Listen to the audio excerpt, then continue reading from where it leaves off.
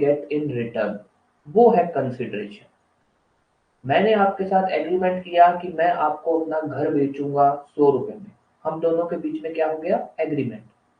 तो मुझे जो रिटर्न में मिलेगा वो उस एग्रीमेंट का कंसिडरेशन है या प्रॉमिस का बोल दो, और आपको जो चीज मिलेगी उस एग्रीमेंट में या प्रॉमिस में वो है आपके लिए कंसिडरेशन। सपोज एग्रीमेंट क्या था, मैं आपको घर बेचूंगा 100 रुपए में, मुझे रिटर्न में क्या मिलेगा, 100 रुपए। That is consideration for me. आपको क्या मिलेगा, घर। That is consideration for you. तो जो इंडियन कॉन्ट्रैक्ट एक्ट है ना, वो ये कहना चाहता है कि दो लोगों के बीच में अगर कोई प्रॉमिस होता है तो दोनों को कुछ ना कुछ रिटर्न में मिलना चाहिए। कि भाई ए और बी में एग्रीमेंट हुआ, बी को तो मिल रहा है घर और ए को कुछ भी नहीं मिल रहा, कुछ भी नहीं मिल रहा, तो ये कॉन्ट्रैक्ट नहीं है, ये कॉन्ट्रैक्ट नहीं है। गिफ्ट हो सकता है, विल हो सकती है, वो कुछ भी हो, हमें कोई लेना देना नहीं है अभी, पर ये कॉन्ट्रैक्ट नहीं होगा।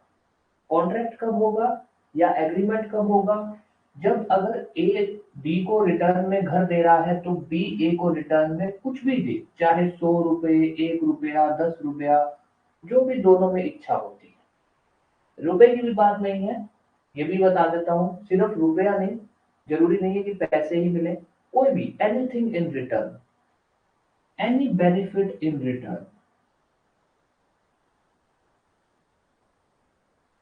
चाहे वो मनी हो, चाहे वो कोई ए की कोई फायदे की कोई चीज हो, कि भाई बी जो है, बी ने ए के ऊपर केस कर रखा है, वो केस उठा रहा है, चाहे ऐसा भी कुछ हो, अपनी कोई राइट छोड़ रहा है, कोई लाइबिलिटी छोड़ रहा है, वो भी कंसिडरेशन होगा।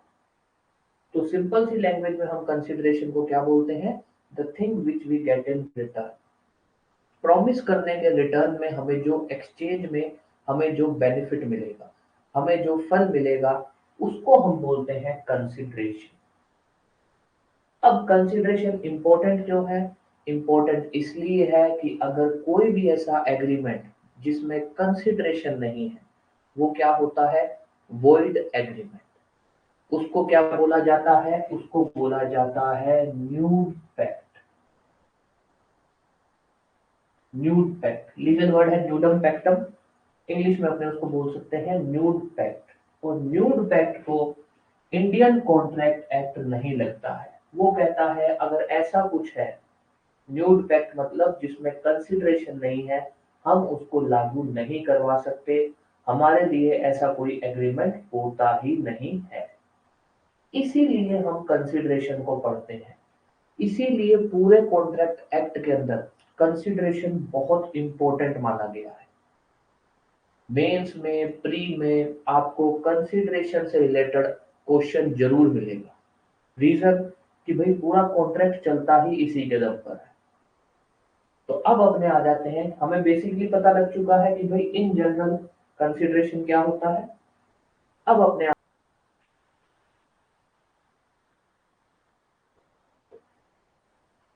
सेक्शन 2D जो है वो कंसिडरेशन को डिफाइन करता है।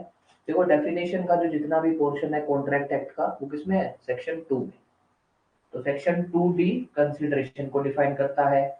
2A ऑफर को या प्रपोजल बोल दो, उसको डिफाइन करता है। 2B किसको डिफाइन करता है, प्रॉमिस को। पर इनडायरेक्टली किसको डिफाइन करता है, एक्सेप्टेंस को। ये अपने जब डायरेक्ट करेंगे तब अपने उसको भी कवर करेंगे। अब आते हैं कंसिडरेशन में। सेक्शन 2D जो है, जो कंसिडरेशन को डिफाइन करता है, ये एक्चुअली डिफाइन करने से ज्यादा ना कंसिडरेशन की इसेंशियल्स तक बताता है। जो कंसिडरेशन की इसेंशियल है ना, वही देखा जाएगा तो उसकी डेफिनेशन है। अगर इसको डिफाइन करना होता ना कंसिडरेशन को, तो ये सिर्फ इतनी सी बात लिख देता कि anything the party get in return is consideration. इसने उसको डिफाइन करने से ज्यादा उसकी इसेंशियल बताई है।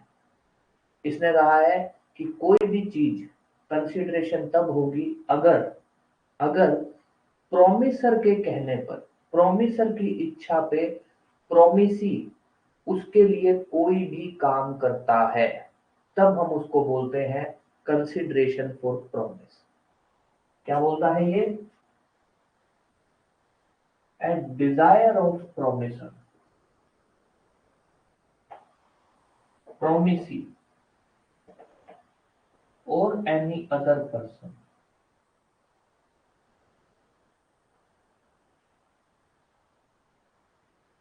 has done or does or promised to do any act or promise, इसको हम बोलते हैं, इस एक्ट को हम बोलते हैं कंसिडरेशन फॉर प्रॉमिस। ये जो डेफिनेशन है ये एक पॉइंट ऑफ व्यू से ली गई है।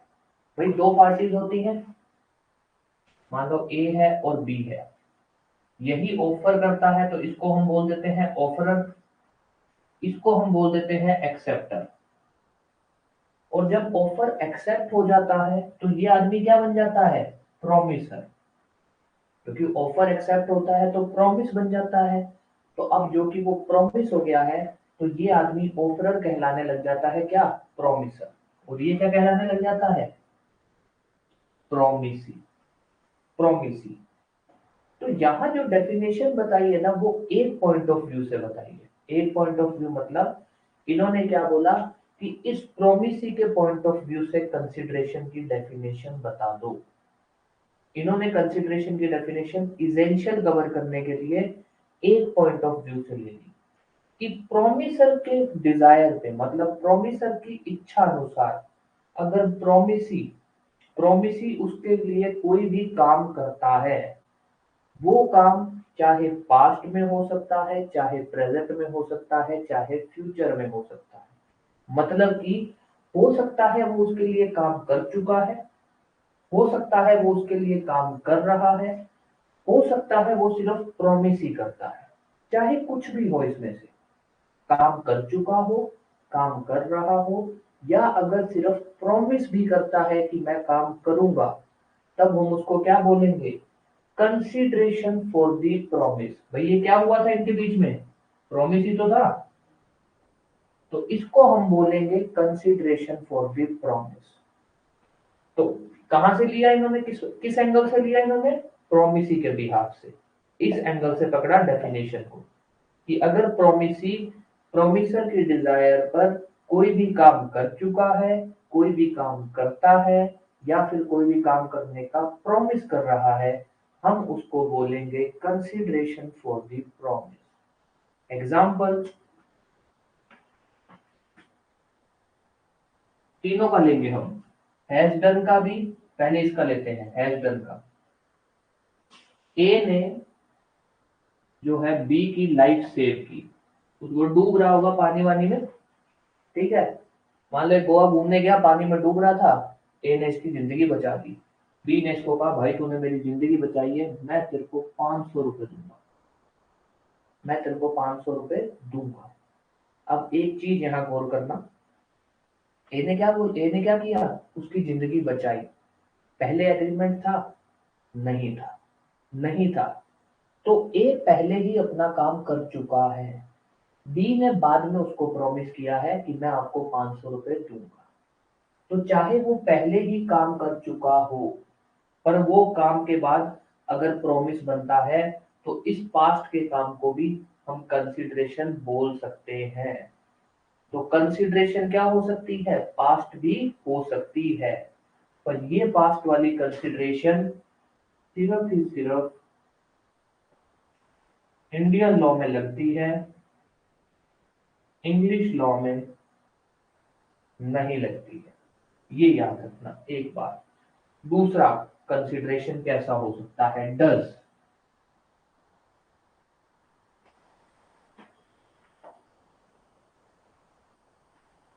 ए ने अपना घर की ट्रांसफर किया बी को, बी ने उसको 500 रुपए दिए। ट्रांजैक्शन कब हुई, 10 मई को।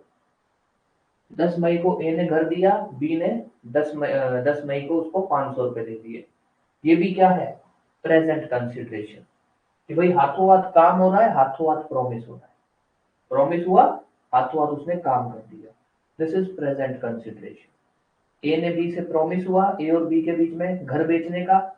मान लो पहले प्रॉमिस होता है, ए ने पहले ऑफर किया बी को, कि घर खरीदना है, बी ने कहा हाँ खरीद दूंगा, प्रॉमिस हो गया। फिर ए ने घर ट्रांसफर कर दिया, बी ने उसी दिन इसको 500 रुपए दे दिए, this is promise he does an act, तो वो क्या हो जाएगा, प्रेजेंट कंसिडरेशन, कि भैया हाथों हाथ प्रॉमिस हो रहा है, हाथों हाथ काम कर रहा है, वो भी क्या है, प्रेजेंट कंसिडरेशन। अब आता है प्रॉमिस टू डू। ए ने प्रॉमिस किया कि घर दूंगा, 10 तारीख को ये प्रॉमिस किया है कि घर दे दूंगा आपको 20 मई को। बी ने भी कहा, बी ने भी प्रॉमिस किया कि ठीक है 20 मई को 500 रुपए दे दूंगा। सिर्फ एग्रीमेंट हुआ है, कागजों में लिखा है और कुछ भी नहीं हुआ है, दोनों में से किसी ने भी एक दूसरे के लिए कोई काम नहीं किया है, तो ये क्या हुआ, प्रॉमिस टू डू। प्रॉमिस ही ने क्या किया है, प्रॉमिस। डेफिनेशन हालांकि चाहे एक तरफ से लेके चल रहा है वो, पर काम तो दोनों ही करते हैं ना एक दूसरे के लिए, तो हम दोनों को कवर कर रहे हैं। तो प्रॉमिस ही ने अगर उसको प्रॉमिस किया है कि भैया ठीक है 500 रुपए दे दूंगा 20 तारीख को, ए ने भी उसको प्रॉमिस किया है कि ठीक है घर दे दूंगा 20 तारीख को, this is just a promise, ये भी कंसिडरेशन हो सकता है। तो डेफिनेशन जो पार्ट है अपना, उसके अंदर अपने को ये चीज याद रखनी है कि डेफिनेशन पढ़ते टाइम सबसे पहले हमें ये पता हो कि जो डेफिनेशन है वो लिखी गई है प्रोमिसी के एंगल से, कि प्रोमिसी के लिए कंसिडरेशन क्या होगा, कि अगर प्रोमिसी प्रोमिसर के लिए at the desire of promisor कोई भी काम कर चुका है, कोई भी काम कर रहा है, या फिर कोई भी काम करने का प्रॉमिस करता है, उसको हम बोलेंगे consideration for the promise, consideration for the promise. एक चीज और याद रखना,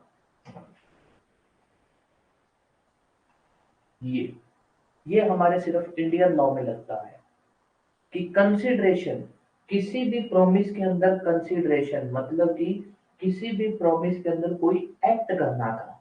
भाई यहाँ पे मान लो ए ने घर देना था बी को, तो जरूरी नहीं है कि सिर्फ ए ही दे सकता है, ए का कोई भी एजेंट भी दे सकता है, ए ने जिसको ऑथोराइज कर दिया वो भी दे सकता है।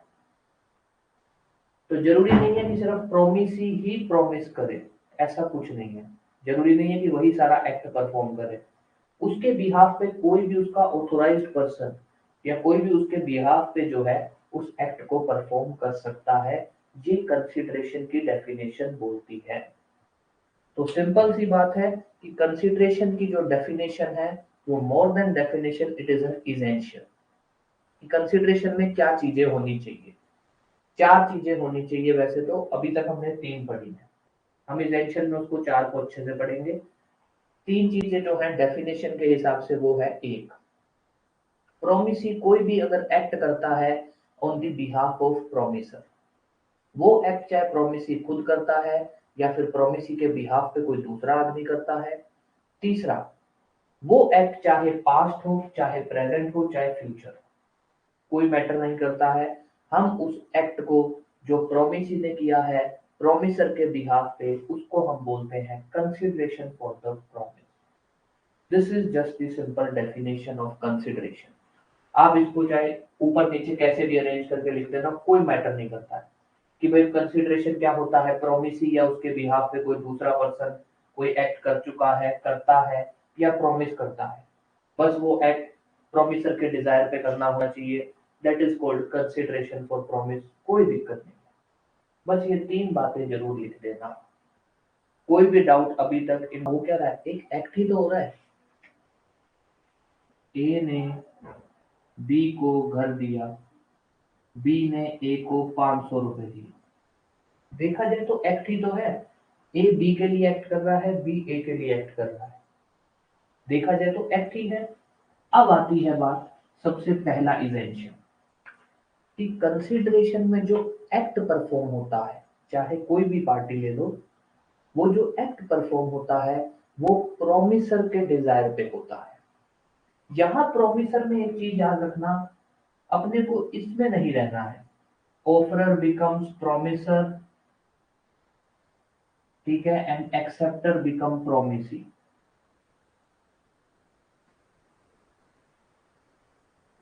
तो ये नहीं है कि सिर्फ इसी प्रोमिसर के डिजायर पे होता है।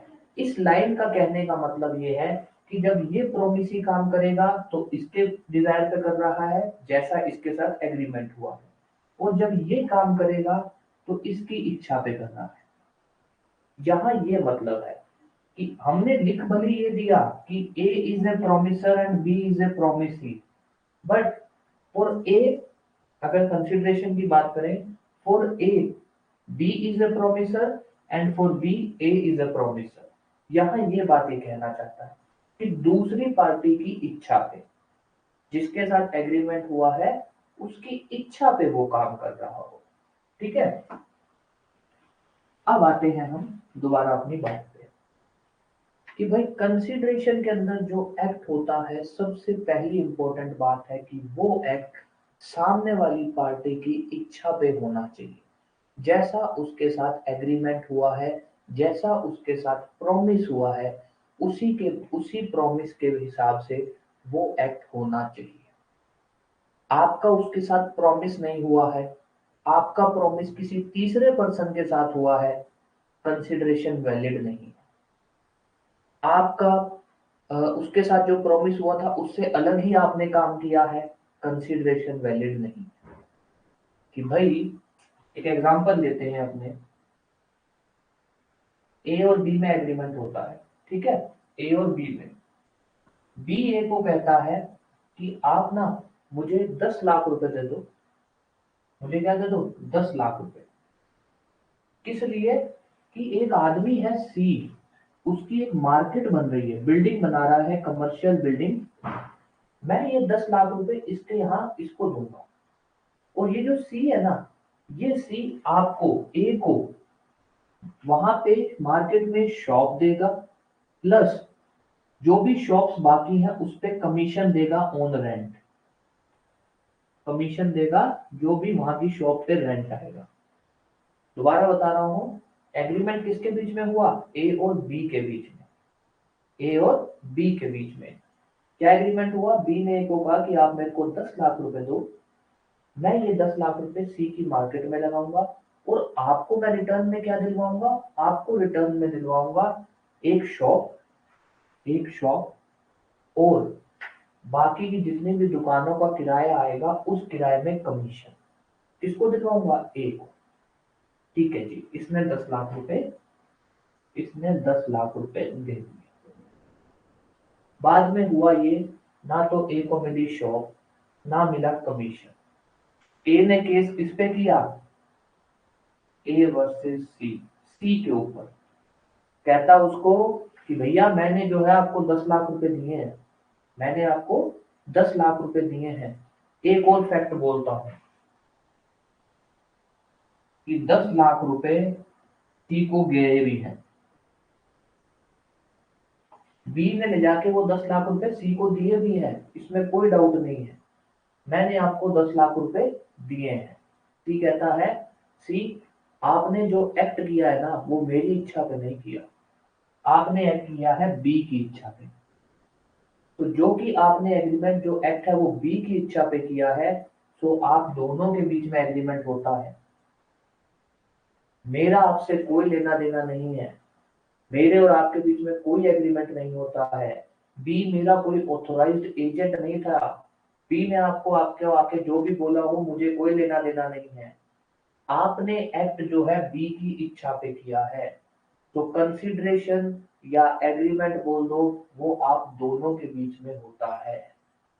तो सिंपल सी बात है कि जो कंसिडरेशन दो लोगों के बीच में एग्रीमेंट होता है, दो लोग जो एक दूसरे के लिए एक्ट परफॉर्म करते हैं वो एक दूसरे की इच्छा पे करें, एक दूसरे की कंसेंट लेके करें।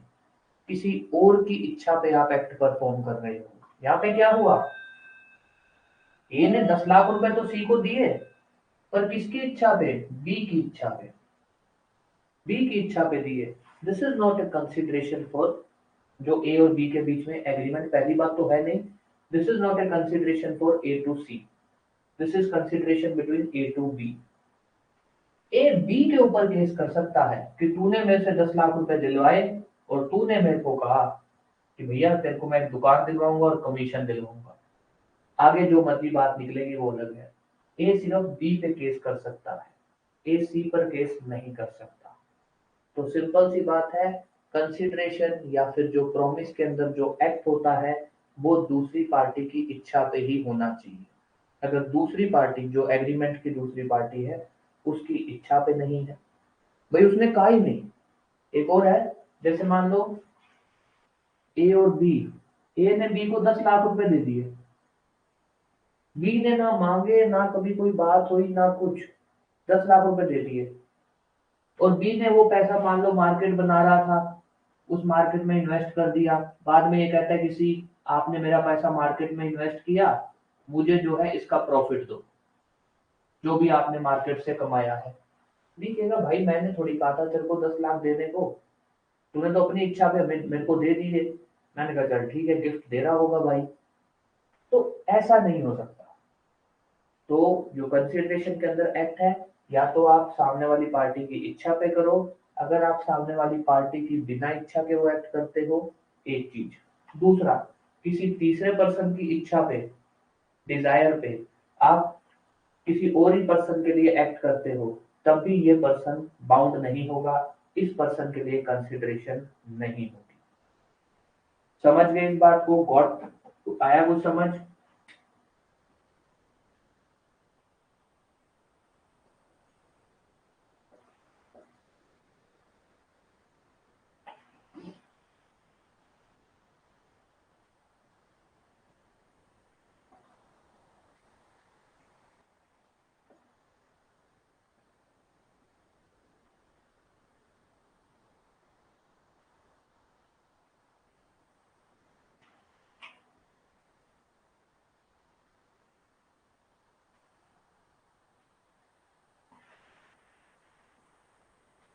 ये इतनी सी बात है, ये जो पहली लाइन है और ये जो हमने केस पढ़ा है ना, ये सारा ये है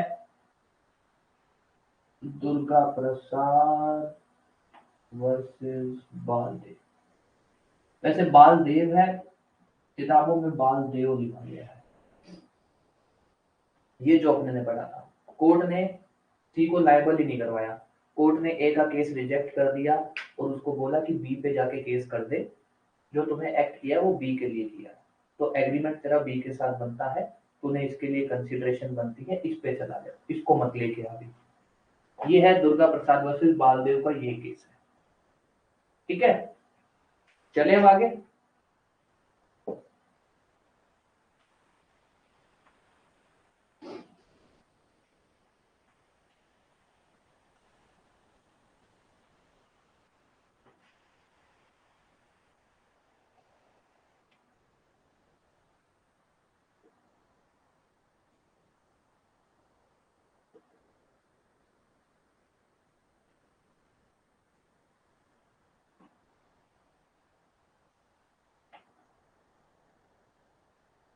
ये इंपॉर्टेंट है कि भाई एक्ट जो है ना, जो रिटर्न में जो एक्ट होता है, वो चाहे तो प्रोमिसी कर दे, चाहे प्रोमिसी के बिहाफ पे कोई और कर दे। बिहाफ पे कोई और करने का मतलब ये नहीं है कि कोई तीसरा पर्सन कहीं से भी रैंडमली उठ के आए और एक्ट कर दे, वो नहीं वैलिड है यहाँ पे। यहाँ पे ये मतलब है कि जो रिटर्न में एक्ट होगा, जो कंसिडरेशन होगा, वो चाहे तो प्रोमिसी कर दे या उसका ऑथोराइज्ड एजेंट, उसका लीगल रिप्रेजेंटेटिव ये सब कर दे, तब भी वो कंसिडरेशन माना जाएगा। भाई जैसे मान लो ए और बी के बीच में एग्रीमेंट हुआ, ए बी को घर देगा, बी उसको 500 रुपए देगा। ठीक है, ये एग्रीमेंट हुआ है, अब तक परफॉर्म नहीं हुआ है। अब चाहे तो बी उसको 500 रुपए दे दे, तब भी ठीक है। बी ने कोई एजेंट बनाया एक्स, उसका ऑथोराइज्ड एजेंट, चाहे ये परफॉर्म कर दे तब भी ठीक है। बी का लड़का है डी, इसका लीगल रिप्रेजेंटेटिव, चाहे ये परफॉर्म कर दे तब भी ठीक है। ये नहीं है कि कोई अलग ही कोई आदमी उठ के आता है, मान लो जेड नाम का, कोई लेना नहीं कोई देना नहीं, और आके प्रॉमिस परफॉर्म कर दे, वो नहीं चलेगा, वो नहीं चलेगा। तो ये हो सकता है, ये एनी अदर पर्सन लिखने का मतलब ये है कि चाहे तो प्रोमिसी के बिहाफ पे उसका ऑथोराइज्ड एजेंट परफॉर्म कर दे, चाहे लीगल रिप्रेजेंटेटिव परफॉर्म कर ये जो अदर पर्सन वाला है ना, ये सिर्फ हमारी इंडियन लॉ में एप्लीकेबल है। इंग्लिश लॉ तो कहता है नहीं, दो लोगों में प्रॉमिस हुआ है तो ये दोनों ही परफॉर्म करेंगे। बी ना तो अपने एजेंट से काम करवा सकता है, बी ना ही अपने लीगल रिप्रेजेंटेटिव से काम करवा सकता है। ये वाली बात सिर्फ हमारे इंडियन लॉ में एप्लीकेबल है, और इसी बात से हमारा डॉक्ट्रिन भी निकलेगा, which is privity of consideration. तो दूसरा जो इसेंशियल है वो ये है कि कंसिडरेशन का जो एक्ट होता है वो चाहे तो प्रॉमिस ही खुद परफॉर्म कर दे तो भी ठीक है, मतलब तो बेस्ट ही है। प्रॉमिस ही खुद नहीं परफॉर्म कर सकता है, अगर उसके बिहाफ पे किसी और ने भी परफॉर्म कर दिया है तब भी वो कंसिडरेशन माना जाएगा, तब भी वो वैलिड कंसिडरेशन है, कोई दिक्कत नहीं। ये दूसरा है। भाई सपोज करते हैं अपने, अगर मैं आपको बोलूं कि भाई जनरल जनरल प्रॉमिस के अंदर कंसिडरेशन क्या हो सकता है, हम ये मानेंगे कि भाई ए ने बी को ऑफर किया होगा पहले, ठीक है, फिर बी ने उसको एक्सेप्ट किया होगा, फिर वो प्रॉमिस बन गया, फिर ए जो है उसके लिए एक्ट करेगा, बी जो है उसके लिए एक्ट करेगा। जनरली यही बनता है। इसके अलावा तो अपने सोचेंगे भाई यही होगा, कंसिडरेशन क्या होता है, ऐसे ही कंसिडरेशन होता है। पर कंसिडरेशन सिर्फ ये नहीं है, कंसिडरेशन पास्ट में भी हो सकता है। पास्ट कंसिडरेशन का मतलब कुछ नहीं हुआ है, ऑफर एक्सेप्टेंस कुछ नहीं हुआ है, ए ने रैंडमली बी के लिए कोई काम कर दिया और उस काम को करने के बाद बी ने उसको प्रॉमिस किया। प्रॉमिस मतलब बी ने उसको ऑफर किया कि तूने मेरे लिए ये काम किया है, मैं तेरे को इतने रुपए दूंगा। फिर ए ने कहा ठीक है सर दे देना, फिर वो प्रॉमिस बना। उसके बाद बी ने उसको काम दिया, बी ने उसके लिए काम किया। एक एग्जांपल दे देता हूं, ए ने बी की लाइफ सेव की, कोई प्रॉमिस था, मतलब मैं कह रहा हूं यहाँ कोई प्रॉमिस नहीं था। बी गोवा घूमने गया, बी की लाइफ बचाई, कोई ऐसा ए और बी के बीच में कोई एग्रीमेंट नहीं था, ए कोई उसका बॉडीगार्ड नहीं था, ऐसा कुछ भी नहीं था, ठीक है। जब उसकी लाइफ बचाई तब बी ने उसको ऑफर किया। क्या ऑफर किया कि भाई आपने मेरी जिंदगी बचाई है, मैं आपको 500 रुपए देना चाहता हूँ। ए ने उस ऑफर को क्या कर दिया, एक्सेप्ट, कि ठीक है 500 रुपए दे देना, 500 रुपए दे देना। यहां हमने क्या देखा, ऑफर एक्सेप्ट, फिर ये एक्ट परफॉर्म करेगा, फिर ये एक्ट परफॉर्म करेगा, ठीक है। यहां पे क्या हुआ, ए ने एक्सेप्ट किया, अब सिर्फ बी ही एक्ट परफॉर्म करेगा, उसको 500 रुपए देगा, बी ही 500 रुपए देगा। यहाँ पे ए को तो ए ने तो ए को जो है रिटर्न में क्या मिला, 500 रुपए, बी को रिटर्न में क्या मिला, ए को 500 रुपए मिले बी से, बी को क्या मिला, बी को तो कुछ मिला ही नहीं। प्रॉमिस होने के बाद तो बी को कुछ ही नहीं मिला ना। जनरल सिनेरियो उठा लो, ऑफर हुआ, एक्सेप्ट हुआ, फिर प्रॉमिस बना, प्रॉमिस होने के बाद दोनों ने एक दूसरे के लिए काम किया। यहां बताओ, ए ने जान बचाई, उसके बाद ऑफर हुआ, ऑफर एक्सेप्ट हुआ, प्रॉमिस हुआ, बी ने सिर्फ 500 रुपए दिए और कुछ भी नहीं किया है। ए ने उसके बाद प्रॉमिस होने के बाद कुछ भी नहीं किया है, यहां ये हुआ है। This is a example of past consideration. ये कहना चाहता है कि जरूरी नहीं है कि हर बार प्रॉमिस के बाद ही काम हो। जरूरी नहीं है कि दो पार्टीज के बीच में प्रॉमिस होता है तो दोनों पार्टीज प्रॉमिस होने के बाद ही एक दूसरे के लिए काम करें, जरूरी नहीं है। कई बार क्या हो जाता है कि एक पार्टी दूसरी पार्टी के लिए कोई काम करती है बिना किसी प्रॉमिस के, पर फिर जो दूसरी पार्टी है वो उस काम से इंप्रेस होके इसे कोई प्रॉमिस कर देती है। तो यहां पर जो उसने पहले काम किया था ना, ये जिस काम की वजह से वो प्रॉमिस हुआ, ये बन जाएगा बी के लिए कंसिडरेशन, बी के लिए कंसिडरेशन। तो कंसिडरेशन जो होता है, जिसको हम सिंपल सी भाषा में बोले तो जो पार्टीज एक दूसरे के लिए एक्ट करती है, वो जरूरी नहीं है कि प्रॉमिस के बाद ही हो सकता है कोई एक पार्टी ने पास्ट में एक्ट परफॉर्म कर दिया हो, उसके बाद प्रॉमिस हुआ हो, तो उसको हम बोलते हैं पास्ट कंसीडरेशन।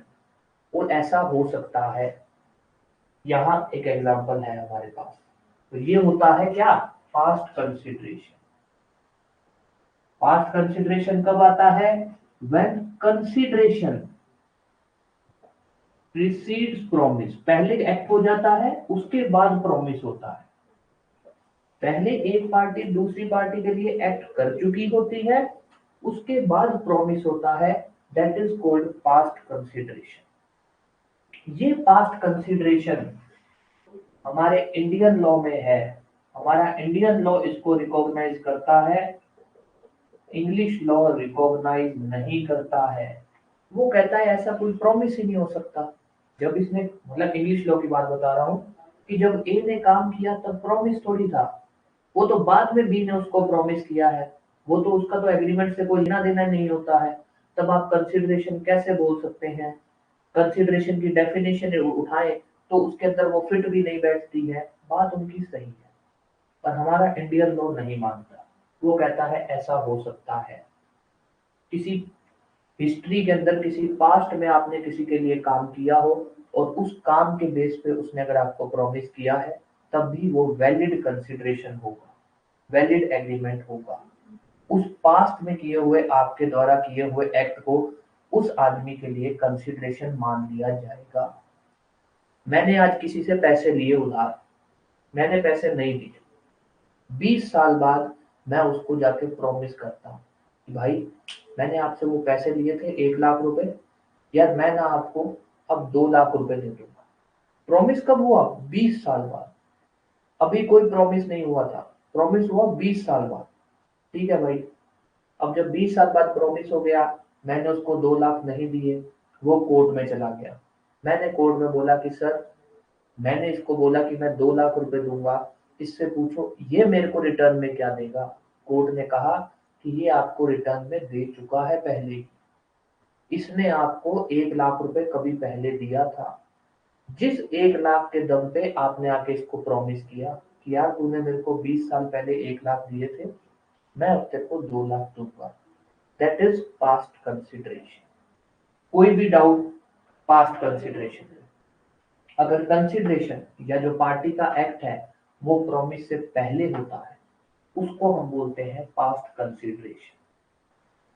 कोई भी डाउट, कंटेम्परेरी टू प्रॉमिस। पर इसके अंदर कंटेम्परेरी का मतलब ये नहीं है कि ए और बी के बीच में पहले प्रॉमिस हुआ और फिर ए अपना पार्ट परफॉर्म कर चुका हो, बी अपना पार्ट परफॉर्म कर चुका हो, ऐसा कोई जरूरी नहीं है। दोनों में से कोई भी एक पार्ट परफॉर्म कर चुका हो, अपना एक्ट परफॉर्म कर चुका हो, दूसरे ने अपना एक्ट चाहे नहीं भी परफॉर्म किया है, तब भी वो प्रेजेंट कंसिडरेशन का केस ही बनेगा। सिंपल सी भाषा में प्रेजेंट कंसिडरेशन अगर बोलूं तो, if after promise between the parties one of the party to the contract has performed his part of the contract, उस एक्ट को, उस परफॉर्मेंस को हम क्या बोलते हैं, प्रेजेंट कंसिडरेशन।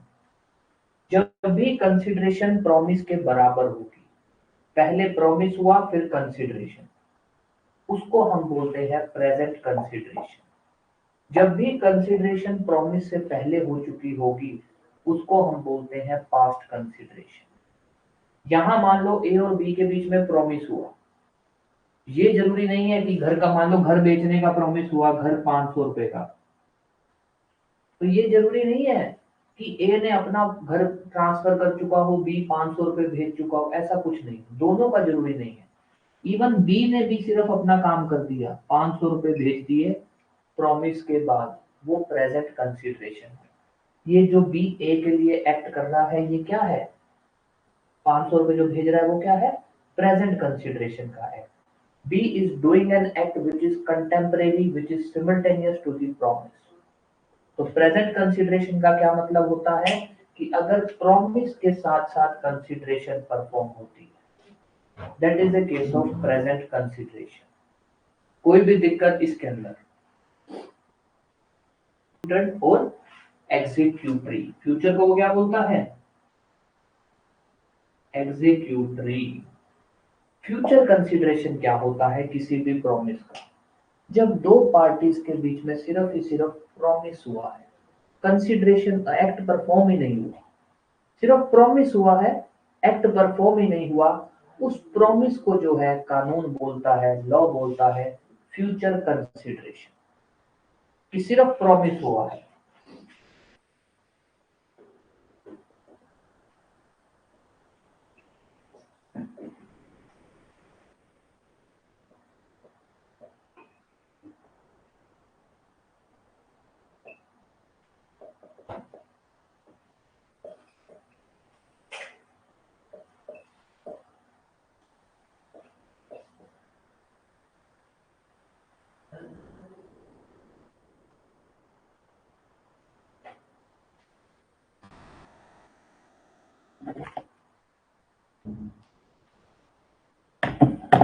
ये होता है फ्यूचर कंसीडरेशन। ए ने बी को प्रॉमिस किया कि 20 तारीख को 500 रुपए दूंगा। बी ने ए को प्रॉमिस किया ठीक है, एक बैग सॉरी वीट का मैं 20 तारीख को दे दूंगा।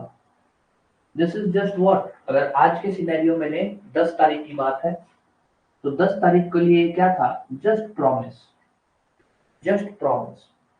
हाँ 20 तारीख को जब ये परफॉर्म कर देंगे तब बन जाएगा प्रेजेंट कंसिडरेशन, तब की अगर बात करेंगे तो होगा प्रेजेंट। पर अगर आज की बात करें, that is just a promise to perform an act, promise to perform an act, उसको हम बोलते हैं फ्यूचर कंसिडरेशन। तो सिंपल सी अगर बात भाषा में बात करें ना अपने, तो कंसिडरेशन के बारे में जो काइंड्स ऑफ कंसिडरेशन है वो ये बताना चाहते हैं कि जो एक्ट परफॉर्म होता है, बीइंग जिसको हम कंसिडरेशन बोलते हैं, वो जो एक्ट परफॉर्म होता है ना, वो एक्ट पास्ट हो सकता है, प्रेजेंट हो सकता है, फ्यूचर हो सकता है। वो एक्ट हो सकता है ऐसा हो कि जो प्रॉमिस से पहले ही परफॉर्म हो चुका है, प्रॉमिस से पहले ही एक पार्टी दूसरे के लिए कोई काम कर चुकी है, फिर प्रॉमिस होता है पार्टी के बीच में, तो वो जो पास्ट में किया हुआ काम है वो दूसरी पार्टी के लिए क्या बन जाता है, कंसिडरेशन। दूसरा, हो सकता है पार्टी जो है पहले प्रॉमिस हुआ है फिर उसके लिए एक्ट परफॉर्म हुआ है, पर उसके अंदर जरूरी नहीं है कि दोनों पार्टीज अपना अपना एक्ट परफॉर्म कर चुकी हों, ऐसा कोई जरूरी नहीं। पहले प्रॉमिस हुआ फिर कंसिडरेशन हुआ, दोनों में से कोई भी एक पार्टी दूसरे के लिए काम कर चुकी है, उसको हम बोलते हैं प्रेजेंट कंसिडरेशन। फिर आता है फ्यूचर। कानून कहता है कि जरूरी नहीं है कि कंसिडरेशन परफॉर्म ही हो चुका हो, अगर सिर्फ दोनों तरफ से प्रॉमिस ही हुआ है, दोनों तरफ से सिर्फ एक तरह से वादा हुआ है कि हाँ 10 दिनों बाद मैं तेरे लिए काम करूंगा, उसने भी कह दिया ठीक है 10 दिनों बाद जब काम करेगा तब पैसे दे दूंगा, that is also a consideration, कोई दिक्कत नहीं है, उसको हम बोलेंगे फ्यूचर कंसिडरेशन। तो ये है कंसिडरेशन के बारे में। इसको ये एग्जामिनर आपसे अलग से भी पूछ सकता है, वो आपको ये बोल देगा कंसिडरेशन डिफाइन करिए and what are the major kinds of consideration, वो ये पूछ सकता है। तो इसको आपको अच्छे से अलग से लिखना आना चाहिए कि पास्ट क्या होता है, प्रेजेंट क्या होता है, फ्यूचर क्या होता है। प्री के जो इसके क्वेश्चन है वो यहाँ से बनते हैं, एग्जीक्यूटेड एग्जीक्यूटरी वाला। कोई भी डाउट किसी भी तरह का इसके अंदर।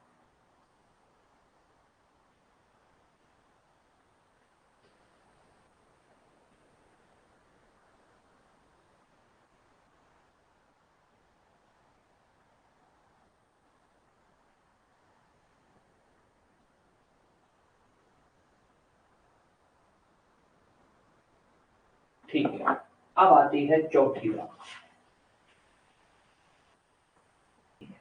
उसकी वैल्यू होनी चाहिए।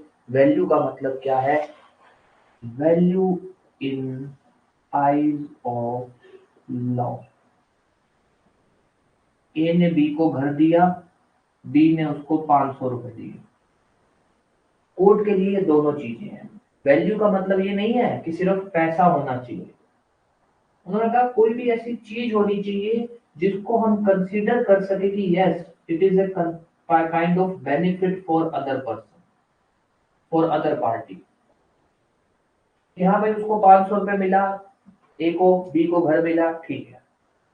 तो जो भी दोनों पार्टीज एक दूसरे के लिए एक्ट कर रही हैं, उस एक्ट का फायदा ये हो कि वो दूसरे को बेनिफिट करे। उस बेनिफिट को कानून की भाषा में क्या बोला गया है, that it must have some value.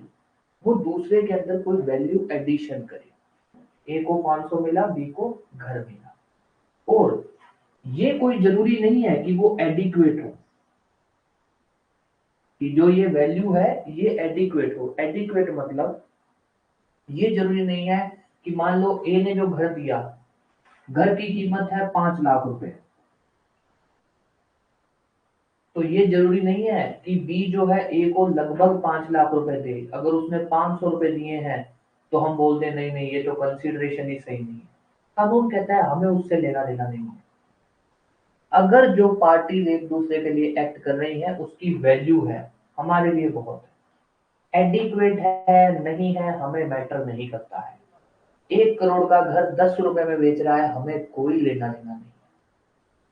हमें उससे कोई लेना देना नहीं है, चाहे 1 करोड़ का घर 10 रुपए में बेचे, चाहे 1 रुपए में बेचे, चाहे 1 करोड़ का घर 10 करोड़ में बेचे, तो हमें उससे कोई लेना देना नहीं है। ये चौथी बात है। कंसिडरेशन, पार्टीज एक दूसरे के लिए जो भी एक्ट करती हैं, it must have some value. वो दूसरे के लिए कोई वैल्यू एडिशन करे।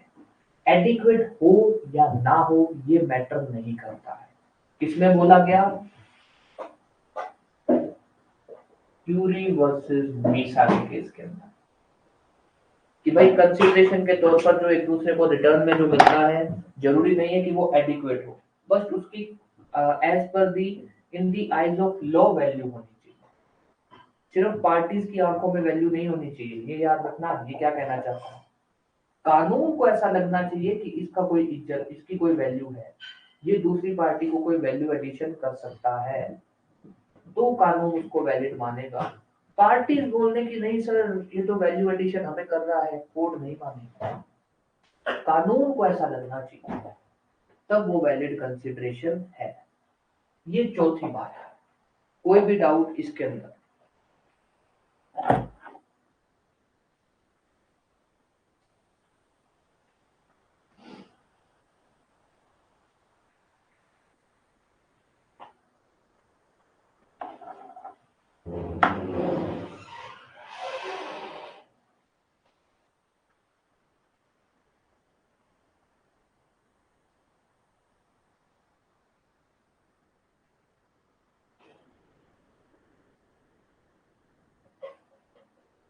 हाँ जी, ये केस है क्यूरी वर्सेस मीसा।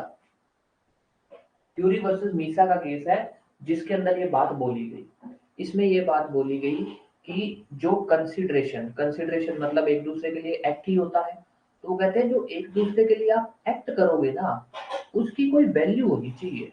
वैल्यू का मतलब अगर आप दूसरे के लिए कोई काम कर रहे हो तो वो उस दूसरे को बेनिफिट कर रहा होना चाहिए, उसके लिए वैल्यू एडिशन कर रहा होना चाहिए। और वो वैल्यू एडिशन किसको लगना चाहिए, कानून को। सिर्फ पार्टी आके कोर्ट में बोल दे कि नहीं सर हमारे लिए तो वैल्यू एडिशन हुआ है, कोर्ट नहीं मानेगी। कोर्ट को लगना चाहिए कि हाँ भाई वैल्यू एडिशन हुआ है। सपोज ए ने बी को घर बेचा, बी को घर मिला, ए को 500 रुपए मिले, कोर्ट वैलिड मानेगी। बी को मान लो ए को कुछ ऐसा मिला जो कोर्ट को लगा यार ये क्या वैल्यू एडिशन होगी, कुछ भी मान लो, लाइक कुछ वैल्यू एडिशन ना हो ऐसी कोई चीज। हाँ, 500 रुपए का ये जो old currency, old antique currency नहीं, जो बंद हो चुके हैं 500 रुपए के नोट, वो 500 रुपए दिया। उनको लगेगा यार ये इसको क्या फायदा होगा, इससे तो कोई फायदा हो ही नहीं सकता। कोर्ट कहेगी नहीं ये वैलिड कंसिडरेशन नहीं। तो जो एक्ट दूसरे के लिए कर रहे हैं वो एक्ट दूसरे को फायदा करे, उसके लिए वैल्यू एडिशन करे। और वो वैल्यू एडिशन किसकी नजरों के अंदर होना चाहिए, कानून की नजरों में। सिर्फ पार्टी बोल देगी नहीं सर मेरे को तो 500 रुपए का ओल्ड नोट ही चाहिए, कोर्ट कहेगी यार पुराने नोट का तू क्या काम करेगा, ये तो अभी कोई एंटीक नोट भी नहीं है कि इसकी मार्केट में वैल्यू होगी कोई पैसा मिलेगा, तो कोर्ट कहेगी नहीं ये सही नहीं। दूसरी बात, चाहे वो एडिक्वेट हो या ना हो मैटर नहीं करता है कि भाई 5 लाख का घर 500 में बेच रहा है, कानून कहता है हमें कोई लेना देना नहीं है। 5 लाख का घर 500 में बेचो, 5 में बेचो, 5 करोड़ में बेचो, 50 करोड़ में बेचो, हम इसके अंदर नहीं जाएंगे। हम सिर्फ वैल्यू पे जाएंगे, एडिक्वेट है या नहीं है इस पर नहीं जाएंगे। किसमें बोला? क्यूरी वर्सेस मीसा में। क्यूरी वर्सेस मीसा के केस के अंदर ये बात बोली गई है। ठीक है,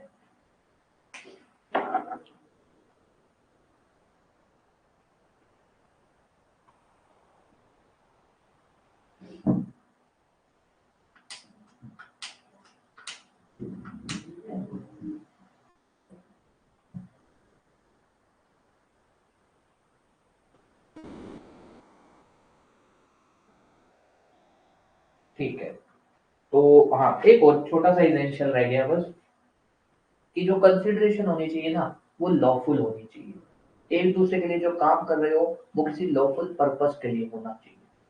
अगर आप किसी के लिए जो काम कर रहे हो वो अनलॉफुल पर्पस के लिए हो रहा है तो वो वैलिड कंसिडरेशन नहीं होगी। ए बी को घर तो बेच रहा है पर उससे रिटर्न में क्या ले रहा है?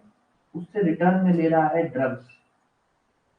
अब देखा जाए तो इसकी भी वैल्यू है, वैल्यू तो है, पर ये पर्पस क्या हो गया? अनलॉफुल। तो सब जो पांचवा अपना इसेंशियल है वो ये है कि जो कंसिडरेशन के अंदर जो एक दूसरे के लिए जो आप एक्ट करते हो वो अनलॉफुल पर्पस के लिए नहीं होना चाहिए।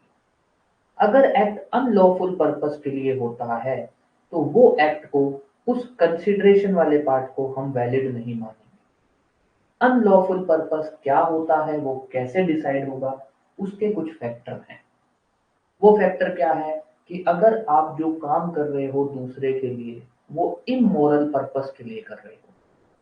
इमोरल मतलब मान लीजिए उसको घर दे रहा है, घर किस लिए दे रहा है? For being used as a, ये भी छोड़ो, smug for being used as, ये क्या होता है ये जो अरे यार ये जो casino, for being used as casino illegal है। अपना घर दे रहा है for being used as casino, पैसे भी ले रहा है ऐसी बात नहीं है, उससे 5 लाख ही ले रहा है, 5 लाख का घर है 5 लाख ही ले रहा है, पर किस पर्पस के लिए दे रहा है? कैसीनो के लिए। वैलिड नहीं है, ये एक्ट वैलिड नहीं है, कंसिडरेशन वैलिड नहीं है, immoral purpose.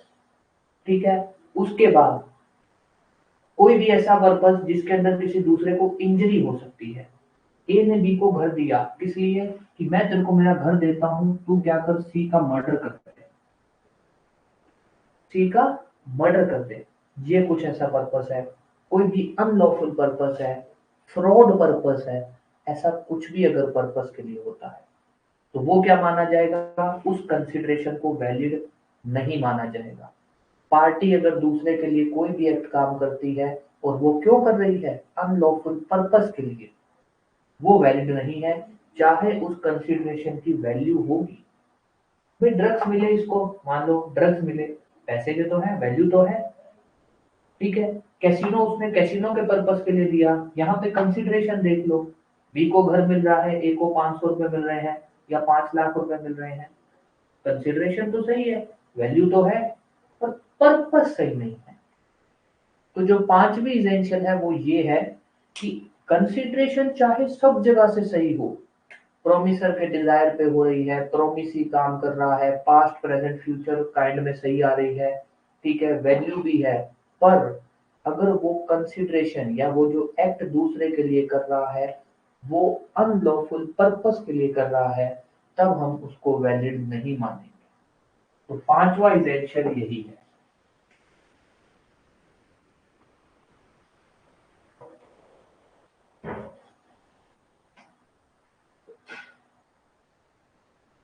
Not for unlawful purpose. Unlawful purpose हम कैसे डिसाइड करेंगे? अगर इमोरल पर्पस के लिए, अगर कोई भी ऐसा purpose which implies injury to any person या प्रॉपर्टी।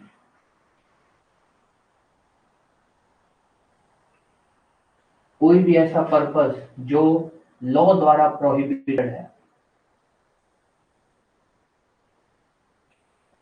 विच इन्वॉल्व्स फ्रॉड, ऐसा कुछ भी हो, तो ये सब पर्पस क्या माने जाते हैं? अनलॉफुल।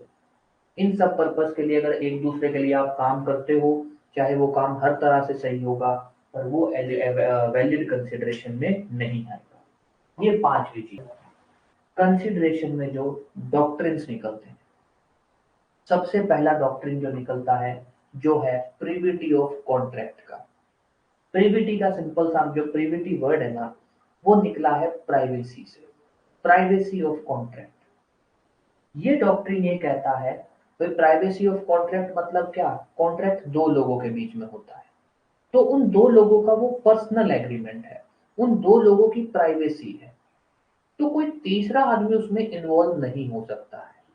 तो प्रीविटी ऑफ कॉन्ट्रैक्ट इस बेस पे क्या बोलता है कि दो लोगों के बीच में एक कॉन्ट्रैक्ट होता है तो वो दोनों लोग ही उसके ऊपर केस फाइल कर सकते हैं, वो दोनों लोग ही कोर्ट में जा सकते हैं किसी भी डिस्प्यूट के केस में, चाहे वो कॉन्ट्रैक्ट किसी तीसरे पर्सन के बेनिफिट के लिए था। लाइक ए और बी में कॉन्ट्रैक्ट होता है, और कॉन्ट्रैक्ट किस चीज का होता है?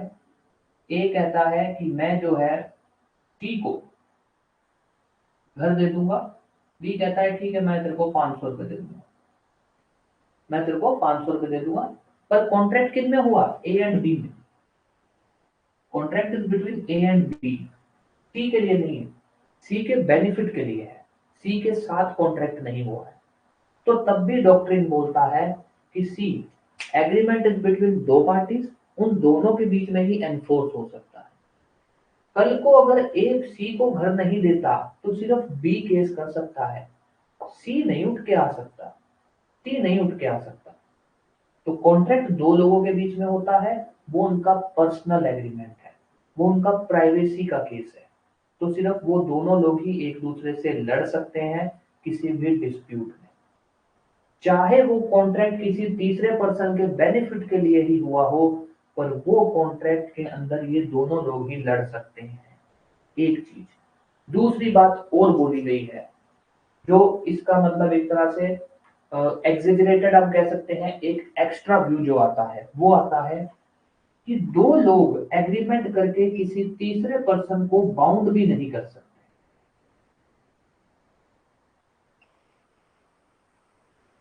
तीसरे को बाउंड भी नहीं कर सकते। लाइक ए ने बी के साथ एग्रीमेंट किया, ए ने बी के साथ एग्रीमेंट किया किस चीज का?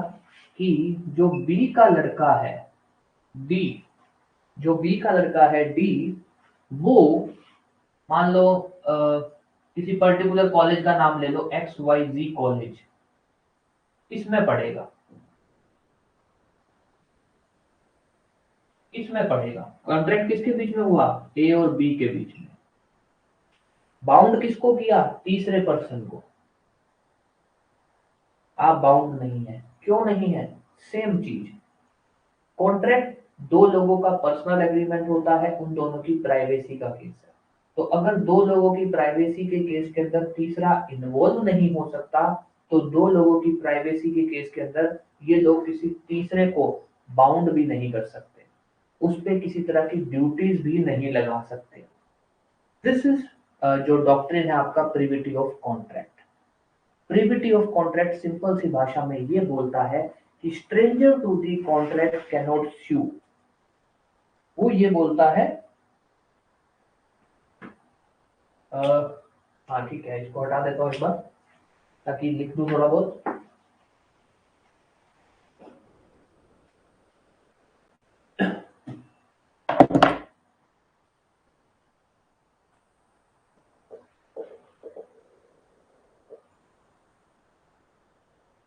प्रीविटी ऑफ कॉन्ट्रैक्ट जो कहता है stranger to contract can not sue. Agreement अगर ए और बी के बीच में है तो ये दोनों लोग ही आपस में लड़ सकते हैं, even made for benefit of third person। तीसरी बात, cannot bound थर्ड पर्सन। ये doctrine of privity of contract है। अपने को इतना ही लिखना है, इसके अंदर बार बार बातों को घुमाते रहना, ऐसा कुछ मत करना। ये डॉक्ट्रिन सिर्फ इतनी ही बातें बोलता है, इसको इतना ही लिखना, इससे ज्यादा अपने को लिखने की जरूरत नहीं है। एक एग्जांपल लिख देना, ठीक है। ए और बी के बीच में एग्रीमेंट हुआ, तो अगर कोई भी डिस्प्यूट होगा तो वही केस फाइल कर सकते हैं, कोई तीसरा पर्सन केस फाइल नहीं कर सकता। और इसके जो केस लॉ है जिसको भी अपने डील करेंगे, पढ़ना है इसमें एक इंडियन को,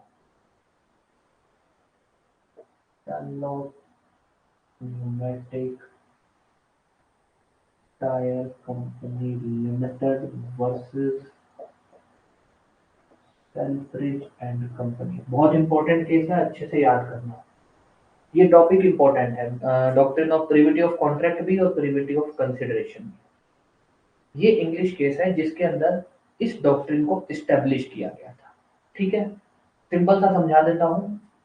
ए जो है मैन्युफैक्चरर है, बी डीलर है, सी ये क्या कहते हैं रिटेलर है। रिटेलर मतलब जो कस्टमर को डायरेक्ट बेचता है, ठीक है। ये जो मैन्युफैक्चरर है ना, इसकी टायर बनाने की कंपनी है, इसने डीलर को जो है सामान भेजा। इसने जब डीलर को सामान भेजा उस समय डीलर को एक एग्रीमेंट करके भेजा कि भैया ये जो टायर है आप 300 रुपए से नीचे नहीं भेजोगे। मैन्युफैक्चरर ने टायर बनाता है, डीलर को भेजा, डीलर को क्या बोला कि टायर को आप 300 रुपए से कम नहीं बेच सकते हो। डीलर ने कहा ठीक है। डीलर ने ये टायर किसको पकड़ा दिए, रिटेलर को। उसको बोला 300 रुपए से नीचे नहीं बेच सकते हो। रिटेलर ने क्या किया, बेच दिया 270 रुपए में, 270 में सेल कर दिया। कंपनी को पता लग गया, कंपनी ने केस कर दिया रिटेलर पे, ए वर्सेस सी। कंपनी ने किस पे केस किया, रिटेलर पे। कोर्ट ने कहा आप नहीं कर सकते हैं, क्यों, प्रीविटी ऑफ कॉन्ट्रैक्ट। आपका कॉन्ट्रैक्ट किसके साथ था, बी के साथ, आपका सी के साथ नहीं था। ए का कॉन्ट्रैक्ट था बी के साथ, बी का कॉन्ट्रैक्ट था सी के साथ। तो आप इसको नहीं केस सूट फाइल कर सकते, आप बी पे केस फाइल कर लो, पर इस पे नहीं आ सकते हो।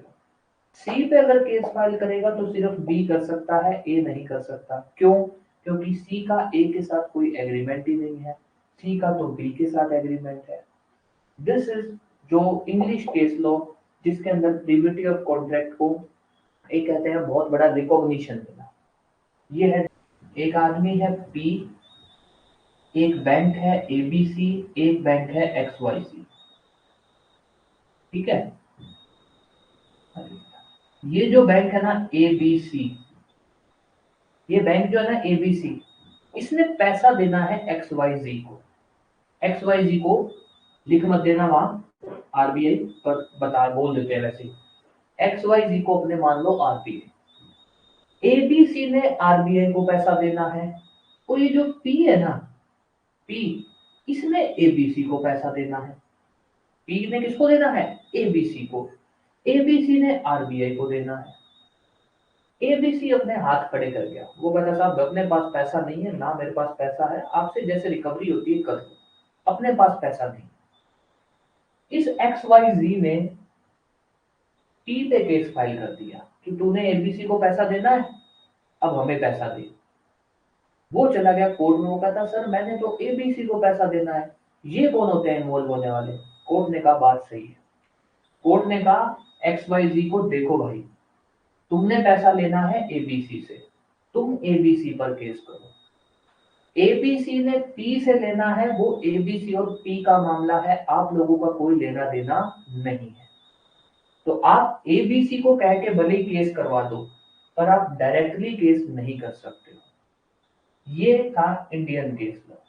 कि पी एक आदमी था जिसने एबीसी बैंक को पैसे देने थे, एबीसी बैंक ने एक्स वाई जी नाम के बड़े बैंक को पैसे देने थे। ये है Indian case law. Okay, okay, done, bye.